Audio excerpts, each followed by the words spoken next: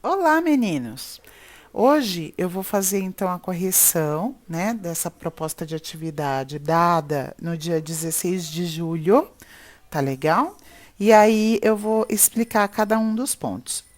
Da mesma forma que na outra unidade, no outro capítulo, a gente estava falando sobre a questão cultural e sobre o povo, sobre a cultura popular e tudo mais, aqui nessa atividade, nesse capítulo, também vai dar continuidade. Então, aqui ele pede para observar a figura, né, que é um painel, e aí ele pede para vocês pesquisarem esportes típicos do Brasil e de outros países, e vai descrevê-los brevemente. Não é para fazer um textão, é só para escrever como mais ou menos é cada esporte que vocês colocaram aqui, pontuaram aqui. No caso, o que dá para identificar aqui nesse painel é o futebol e a capoeira, né? Como vocês estão vendo aqui no cantinho aqui. Então, eu coloquei aqui que os esportes identificados típicos brasileiros é o futebol e a capoeira, que o primeiro é formado, no caso o futebol, é formado por 22 jogadores em campo e que correm atrás de uma bola para acertá-la no espaço delimitado por duas hastes de ferro, normalmente, né? Que é chamado de gol. E que a capoeira é uma luta que não nocauteia os seus oponentes, ou seja, não, seu objetivo não é acertar seus oponentes, e é constituído basicamente por duas pessoas que lutam, e eu coloquei entre aspas, sendo em forma de revezamento, ou seja, enquanto um golpeia, o outro esquiva, né? Então, enquanto um está tentando, entre aspas, acertar, o outro está tentando desviar desse golpe. E um exemplo de esporte estrangeiro que eu coloquei foi o golfe. O golfe usa-se um taco no chão para acertar uma bolinha dentro de um buraco. Tá? Ah, mas eu coloquei outro, coloquei futebol americano, coloquei tênis, coloquei ping-pong, não tem problema. Eu só coloquei esse daqui como um exemplo mesmo, tá legal? Aí aqui, ó, observando o painel, a gente vê, ó, escolha dois quadros que você mais gostou e escreva sobre o que eles representam e as características de cada um. Cores usadas, os personagens, a paisagem, etc. Esse daqui é um questionamento pessoal, é uma resposta pessoal. Então vocês vão escrever, vocês vão olhar aqui, ó. Ah, suponhamos, eu escolhi aqui, ó, esse trechinho aqui. Aqui, ó, trata-se de cangaceiros, ó, tá vendo? São nordestinos que estão tocando o instrumentos. Simula uma folia de reis, ou se não, são cangaceiros mesmos tentando se divertir de alguma forma. Ou se não, você pode colocar nesse quadro aqui, ó, são retirantes, ou seja, é o pessoal que vive no sertão nordestino, fugindo da seca severa para poder buscar emprego, água, comida nas grandes cidades, tá legal? Aqui, ó, esse aqui, ó, a vestimenta do Bumba Meu Boi, entendeu? Então vocês vão escolher um só e vai descrever para a gente ali no segundo exercício.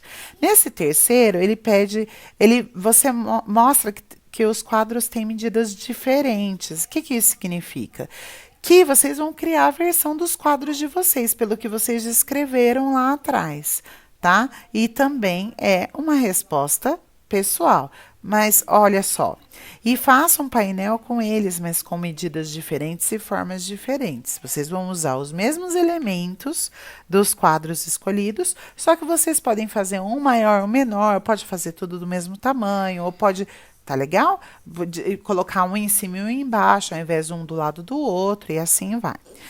Esse aqui é um texto que ele vai falar justamente sobre a diversidade populacional brasileira, ou seja, é a questão de falar justamente de que a gente é tudo diferente um de outro, porque um dos outros, porque nossas origens são diferentes. Olha, os nossos descendentes, eles podem ser os índios, os africanos, os europeus, os asiáticos, tá legal? Lembra que eu comentei com vocês que a pessoa pode chamar Chan Chan Chun e ser considerada brasileira.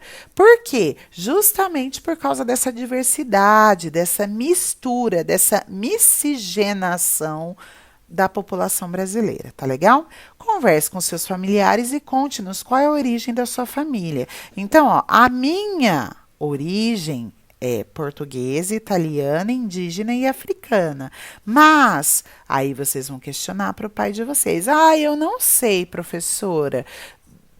Ah, dá uma pesquisada, pergunta para a avó. Ó, em que estado e cidade Cidade brasileira você nasceu? Esse daqui os pais de você vai saber responder. E é uma resposta pessoal. No caso, eu, professora Daniela, nasci na cidade de São Paulo, no estado de São Paulo. Você conhece alguém que não é brasileiro?